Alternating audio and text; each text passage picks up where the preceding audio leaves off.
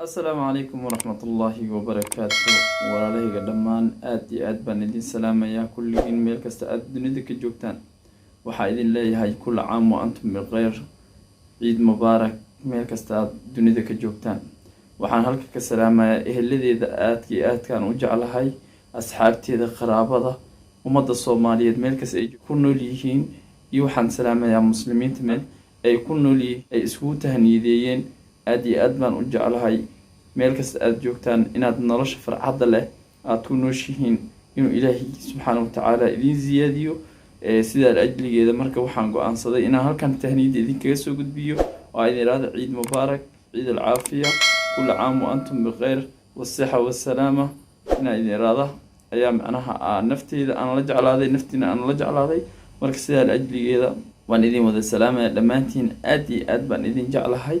aad baan idin qiimeeyaa saad ii qiimeysaan iyo si ka fiican baan idin qiimeeyaa fadlan haddaad macnaha ku cusubtahay channelkayga Blue Demon Official subscribe noo saar gambalaalkan ha ilaawin si aan kuu soo gudbino waxyaabo badan ee ku farxad gelin doona ee aad la qosli doontid si aysan ku dhaafin waxyaabaha farxadda leh qosolka leh sheekada majaajilada waxyaabo badan ee aan soo wadna si aysan ku dhaafin aad adigana aad noola socotid gambalaalka sii furo anoo ah walaalkiin xasan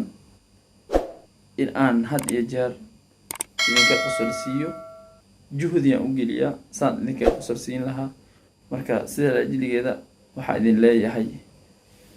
sanadka idin wacnaada bashbash iyo barwaaqo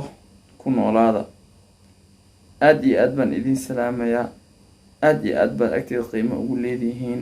waxaa idin leeyahay